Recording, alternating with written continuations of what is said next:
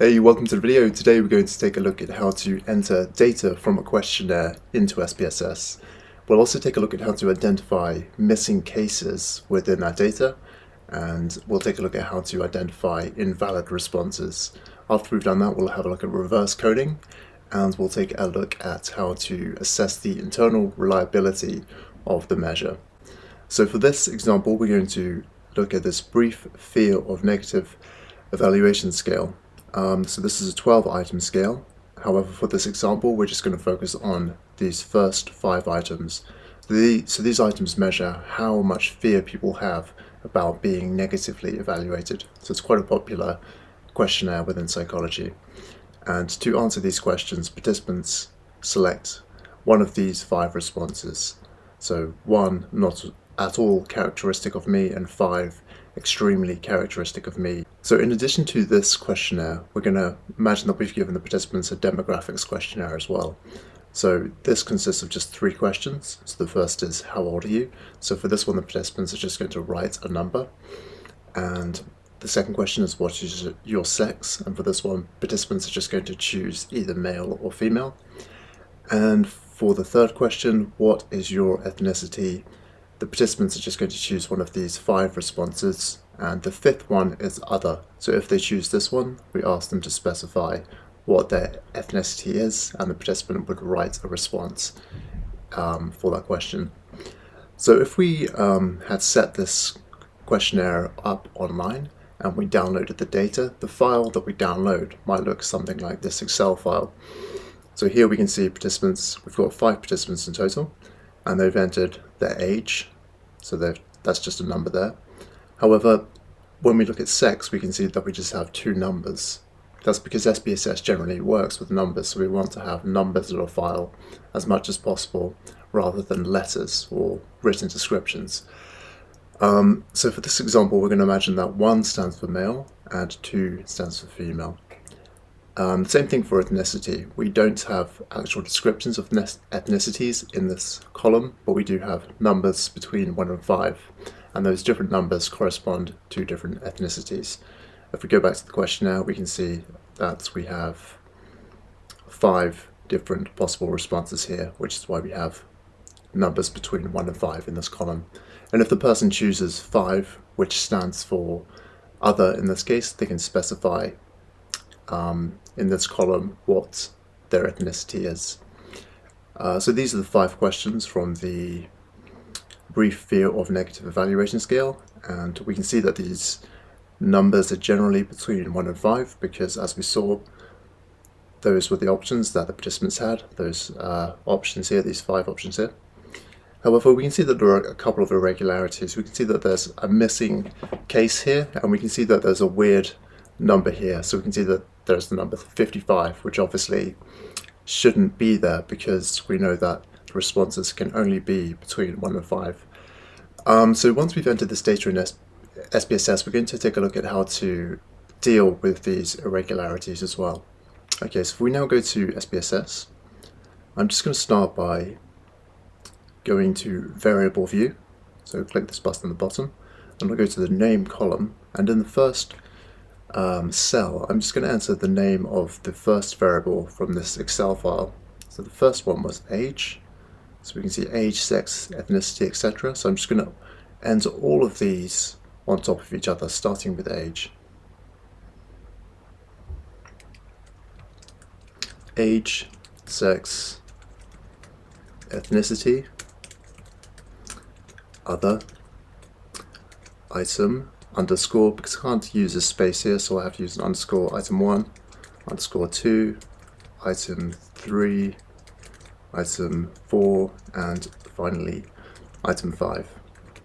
And we can see if we look at this second column, the default description within that column is numeric. So all of these have been described as numeric variables, and that just means that SPSS is expecting that we will enter numeric values into the columns that correspond to those variables. So that's what we want. As I mentioned before, SPSS generally works with numerical data. But in the case of the other variable, we don't know what the person is going to write, so we want to allow them to enter non-numerical data. So in this case, We want them to enter a description of their ethnicity. So we want to allow written responses. So to do that, we're going to select this row we're going to select the other row, we're going to select this box here in the type column. So I'll click on that, and then rather than numeric, I want to have string selected. If we look at this characters box here, this just specifies how long the description can be. So in this case, the description is of the participant's ethnicity. So we don't know how long their descriptions will be. So we want to allow for the possibility that's a long response. So I'm going to enter 25 here, so that will give the participant that means we can enter data even if the participant's description is quite long. So I'll go to 25, then I'll go to OK. And we can see now that string appears in this column, and we can see that in the width column, 25 has appeared. So as I mentioned before, we're using numbers to represent different categories in the case of the sex and ethnicity variables. So we have 1 and 2 here. So we've got 1 standing for male, 2 standing for female, and we've got numbers between 1 and 5 here, and each of those stand for a different ethnicity. So we can specify to SPSS what those numbers stand for. So if you go to sex, so the sex row, and I'm going to go over to the values column and take that little box there. I'm going to say 1 in the values box equals male. Then I'll click add. Then I'll enter 2, and I'll enter female, and then I'll go to add. So that now tells SPSS that 1 represents males and 2 represents females. So once I've done that, I'll go to OK. Then I'll do the same thing for the ethnicity variable. So I'll go over to this box again in the values column, and if we take a look at what the options were, so we had African American, so that's going to represent 1, Asian American will be 2, Caucasian will be 3, Hispanic will be 4, and other will be 5. So I'll just enter those now. So 1, African American, add 2, Asian American, add 3, Caucasian, add 4, Hispanic, add 5, other, add. So I've entered those, then I'll just go to OK again. Okay, so I'm actually working through a checklist here, so I'll show you this checklist. So I've entered the variable names, that was the first thing. So that was just giving these names here in the names column. The second thing I did was specify whether variables have numeric or string data. So as numeric is the default, we didn't have to do anything there really, other than say that the data for the other variable will be string data, which is to say that there will be written descriptions within that column. So the next thing on this checklist is use the label values. So 1 equals male, 2 equals female, etc. So we've just done that. So we've told SPSS that certain numbers represent certain sexes or ethnicities. So the next thing I'm going to do is just provide a bit more information about what these items represent. So this can help you interpret the output when you perform analyses if you know what exactly each item represents. So if you just see item 1, that might not, in an output, that might not be very informative, but if you know exactly what that question was, you might be able to make some inferences about what's going on. So rather than have just item 1 here, I'm going to use this label column to specify what item 1 was. So item 1 is this one here, so I worry about what other people will think of me even when I know it doesn't make any difference. So I'm just going to copy that from there and then paste this into the label column, and then I'm just going to repeat this process for these other items.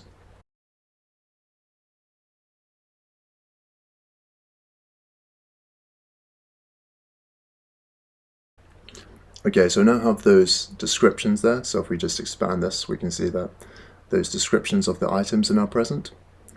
So the next thing we can do is actually enter the data. So to do this, I'm going to go to Data View, and as we can see that these names have appeared at the top of the columns, and these names are in the exact same order as the names in the Excel file. So getting the data into the SPSS file is very easy because we can just copy and paste it. So I just copied it, and I'm selecting the top cell, and then I'll go edit, paste, and that's pasted all that in. And we can see that 1 and 2 are appearing in the sex column, and numbers between 1 and 5 are appearing in the ethnicity column. If we instead want to see what those numbers represent, we can go to View, then down to Value Labels, and we can see that those numbers are now replaced by the sexes and by the different ethnicities. Okay, so an alternative way to enter the data is to actually, if you have the Excel file like this, and you're happy with how this looks, I'll just show you how a quicker way of entering the data. So I'll open a new file, a new SPSS file.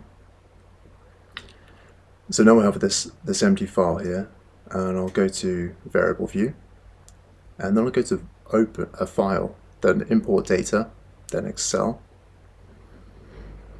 and then I've got this data file here, so that's one we were looking at before. So I'll just go to Open. And I'm just going to leave this all the default settings, so I'll just go straight to OK. And you can see that I've basically replicated what we just did manually, but I've done it automatically in this case. So we've got all the variables listed here, and it has automatically recognized that this is a string variable and that the rest are numeric variables. So this is potentially a bit quicker, although you still need to make some changes. You can see that the width here is still quite small, it's still 8 rather than 25. We can see that these item labels aren't descriptive at the moment. We can see that no values have been allocated to the numbers in the sex and ethnicity rows. So this is potentially quicker, but you still need to make some adjustments. And one benefit of setting up the file yourself manually is just that you have a better understanding of what everything in the file is. Whereas if you do it automatically, you have less of a sense of what everything is, and that can make running the analysis slightly more challenging. So I'm just going to close this one, and I'll continue working with the file that I set up manually. Okay, so the data have now been entered. So the next thing I'm going to do is identify and label missing cases. So we can see here, so if we have a very small file, it's very easy to see where we have missing cases, right? So we can see that there's an empty cell here. But if we had a much larger file, it would be much harder to see where those missing cells are. One thing to point out is that SPSS will automatically ignore any empty cells, so it isn't necessarily important to identify them because they won't actually affect your analysis. So the reason for identifying missing cells with missing information is that you just want to check that those cells are empty because the participant didn't actually provide a response, and not because you've accidentally deleted data, or because if you were entering the data manually, you might have forgotten or you might have accidentally skipped data for a particular cell. So you just want to check that those missing cells actually represent the participant not entering data. So one way we can identify cells without data is to go to transform and then recode into same variable, and we'll just transfer. We're going to transfer all of the variables except other, because you can do this process either with numeric data or numeric variables or with string variables. So other is the only string variable we have, so we can't include that with all these other numerical variables. So we'd have to do that separately, but we'll just do the numerical variables. So I've transferred all of those over, then I'll go to old and new values, and then I'll go to system missing, and I'm going to choose a very common number to choose in this case is 999. So that just means that the cell with the missing information, or that contains no information, is going to be replaced by the number 999. And 999 is often chosen because it's quite a large number. It's unlikely, it rarely appears in actual data sets, And so if you use 999, it sort of stands out and it's very easy to spot. Whereas if I used, 5, lots of my real data are 5, so that wouldn't stand out. So 999 is often a good option. So I've entered 999 there, then I'll click Add. Then I'll go to Continue, and then to OK. And we can now see that missing cell there. So this previously had no information, now it has the number 999. And what we need to do next is go to Variable View. And in this case, we can see very clearly that the only column with this number is this one here, so item 1. So we go to item 1, and then we go to this missing column, and I'll check this box here, and then I go discrete missing values, and I'll enter 999 here. And now this is going to tell SPSS to treat 999 as a missing case and to not analyze that case. If I didn't do this step here, SPSS would perform analyses as if 999 were actually part of the data set, and that would obviously have some big implications for analyses, given that 999 is such a different number to the rest of the numbers in your data set. So I'll go 999 and then I'll go OK. Then you could just, because we have such a small data file, we can very clearly see that there are no other 999s in the data set. However, if you had a larger data set, that wouldn't be so obvious. So what you would want to do is copy and paste that process that we just did. So now that all of these other variables will treat 999 as a missing value. Okay, so that's the process for identifying the missing cases. The next thing we can do is identify and label invalid responses. So again, with the small data file, it's very easy to see if you have an invalid response. So by invalid response, I just mean an impossible value. For example, we saw that with this questionnaire, all of the values have to be between 1 and 5. So an invalid response would be anything other than a number between 1 and 5. If you set up your questionnaire electronically, it's very unlikely that you're going to have an invalid response here, because it's just not possible that someone could enter a number other than 1 to 5. However, if you gave someone a paper questionnaire, it's possible that they could enter an invalid response. So it's just good to check that you don't have any, and it's very easy to do. So what we can do, so we can see that item 4 here has an invalid response for the second participant because they've entered 55 here. So to check for these, we can go to Analyze, Descriptive Statistics, then across to Frequencies, and then I'll just transfer all of these 5 items from the Fear of Negative Evaluation scale over to the Variables box, and then I'll just go to OK. And so if we look at the first item, we can see that 2 people chose 2 people chose 4, and then we've got this missing item here. So this relates to the process we did previously. So this is good. This is showing us that the SPSS is treating this 999 answer as missing. So if we look at the second item, we can see we've got 5 participants in total, and all of them chose valid responses. We've got 2, 4, and 5. All of those numbers are between 1 and 5, so that's good. If we look here, it's the same thing. All of these responses are between 1 and 5, so that makes sense. However, if we look at this item, so this is the 4th item, we can see that these 4 participants here, so 1, 2, 4, they've chosen valid responses between 1 and 5. However, this one participant has chosen a value of 55. So we know that this isn't a valid response. So we need to either check, we can go back to the question now to see whether we've entered the data correctly. So if we had given the participants a paper questionnaire and we see 55 here, and we've entered the data manually, it may be the case that we've entered the data incorrectly. And so we could go back to the questionnaire and we could check whether there is actually a valid response on the questionnaire, and then we could replace 55 with a valid response. Assuming that this is just an error and there is no valid response available, we just want to treat this value as missing. So I'm going to select item 4.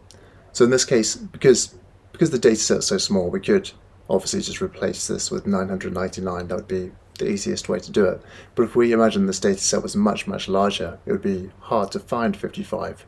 So it's better to learn how to get SPSS to find those values for you. So I'm going to select item 4, then I'm going to go to edit and then down to find. I'll then go to replace. I did this previously, so these numbers are still here. So this would be empty normally. We can see that item 4 is selected here. I'm going to enter 55 there, and then I'm going to enter 999 there, because that's the value we said to SPSS would represent missing values. And so once I've entered those, I'm going to go replace all. And it says SPSS statistics has finished searching and 1 replacements were made. So I'll go to OK, and then I'll just close this. And we can see that that value of 55 has been replaced with 999, and SPSS will now treat that as a missing value, and it won't perform any analyses on that piece of data. So if we go to the next step in our checklist, so we've identified and labeled invalid responses, and so we can now do reverse coding. So if you're not sure what reverse coding is, basically it's something researchers do to ensure that people are paying attention when they complete questionnaires. So we can see in the case of this brief fear of negative evaluation scale, that not all of the questions go in the same direction. So if we imagine that there's a person who has absolutely no fear or very little fear of being negatively evaluated by others. If we look at this first item, how would that person respond to that item? So the item says, I worry what other people will think of me, even when I know it doesn't make any difference. So a person who doesn't care what other people think of them would answer 1 or 2 for this question, because 1 represents not at all characteristic of me. However, this question is worded differently. It says, I am unconcerned even if I know people are forming an unfavorable impression of me. So if we have a person who doesn't care what other people think of them, they're actually going to answer like 4 or 5 for this item instead of 1 and 2. So the same person would have a low score for the first item and a high score for the second item. And just having questions that go into different directions like this just helps helps researchers to ensure that participants keep paying attention when they're answering questionnaires. If all the questions went in the same direction, the participants might switch off and not really think about their answers. So that's why we do reverse coding. But what we want in the analysis, when we do the analyses on this data, we want that all of the questions go in the same way. So we need to make some adjustments so that the person with a high score on one item will have high scores on most of the other items. So we can see that question 1 is worded in a certain way. Question 2 is worded in the opposite way. Question 3, I am frequently afraid of other people noticing my shortcomings. So this is similar to question 1. If we go down to question 4, I rarely worry about what kind of impression I am making on someone. So that's similar to question 2. And then question 5, so remember we're just looking at the first five items for this example. I'm afraid others will not approve of me. So this is similar to questions 1 and 3. So 2 and 4 are the odd ones out here. So we're going to want to change the participants' responses so that they're the opposite for items 2 and 4. So what we're going to do is go to transform and then recode into same variables. There's 2 options here actually. So you can do recode into same variables or recode into different variables. If you choose recode into same variables, you will keep the same number of columns or the same number of variables in your data file. The only difference is that the values within certain variables will be replaced. For example, 2 will be replaced by 4, 4 will be replaced by 2, 5 will be replaced by 1, etc. If you do recode into different variables, SPSS will actually create additional columns. So you'll have the original column and you'll have an additional column with the data recoded. I'm going to opt to do recode into same variables, and the reason I would do that is because when you subsequently perform analyses, you're going to have to choose which variables you're going to perform those analyses on. And if you've got lots more variables because you've chosen recode into different variables, it can be tricky to determine which variables you need to include in your analysis, and you might end up making a mistake by incorrectly including a variable that hasn't had the reverse coding process completed. Okay, so I've gone into transform, I've gone down to recode into same variables, and you can see that all the variables on the left, and so it's just items 2 and 4 from that fear of negative evaluation scale that we want to perform the reverse coding process on. So I'm just going to select items 2 and 4, then I'm going to move them over to variables, and then I'll go to old and new values. This is just here from before when we did the identification of missing data process. So I'm just going to remove that. And this is also selected because we selected it before, but really the default is value. So we want to have this selected up here. And I'm just going to enter 1 here and 5 here. So 1 in the old value and 5 in the new value box. And this just means that SPSS is going to replace any value of 1 with a value of 5 in the data file. So then I'll click add, and then I'll just do 2 equals 4, add. We don't really need to do this one, but I'd like to do it anyway. So 3 equals 3, add. 4 equals 2, add. 5 equals 1, add. And if we just go to continue now, and then to OK,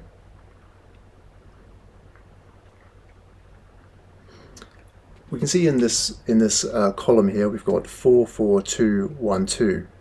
Previously in this column we had 2, 2, 4, 5, 4. So we can see that these answers have been reverse coded, and the same thing has happened in item 4. And we can see that this kind of makes sense. So if we look at participant 1, they had a score of 4 for this one. For item 1, they've got a score of 4 for item 2 now. And so and those numbers are the same, right? And so that's kind of what we would expect if the reverse coding has been performed properly. If we hadn't performed it properly, or if we didn't perform it, then we would expect the participant to have very different responses.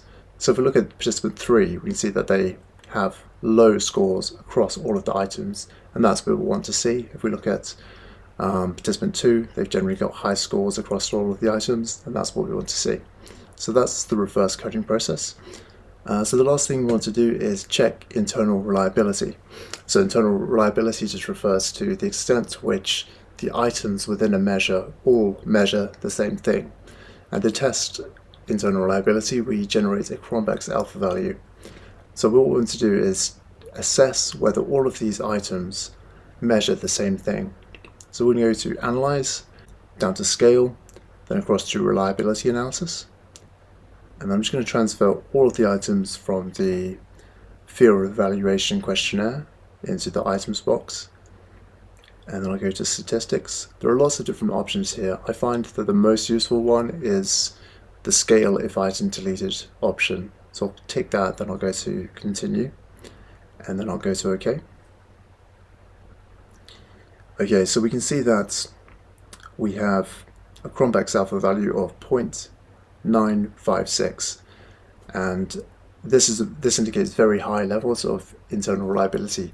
Generally, the cutoff point for acceptable levels of reliability is 0.7. So if your value is above 0.7, you can claim in your report that you have an acceptable level of internal reliability. So if you have a value of 0.956, this is true. And so this is what comes up if you select the value if item selected option that we selected. And we can see what would happen to this Cronbach's alpha value if one of the items were deleted. So this is the value as it is, 0.956. And we can see that for all of these items, the value, if we deleted them, the Cronbach's alpha value would go down slightly, so the internal reliability would be slightly lower. However, if we deleted this item, we have 0.961 here and 0.956 here, the value of Cronbach's alpha would actually increase slightly. So if you remove that item, the internal reliability would improve. However, the improvement would be tiny, right? It would go from 0.956 to 0.961. So it'd be a tiny improvement. And generally you want to keep as many items as you can within the questionnaire. One reason for that is it allows you to make comparisons with what other researchers have done. So in this case, I would just opt to keep that question within the questionnaire. So we've gone through lots of processes, lots of steps so far, and I think once we've done the steps, you would be ready to run analyses. So that's all we're going to cover today. If you have any questions about anything, let me know in the comments and I will get back to you, and thanks a lot for watching.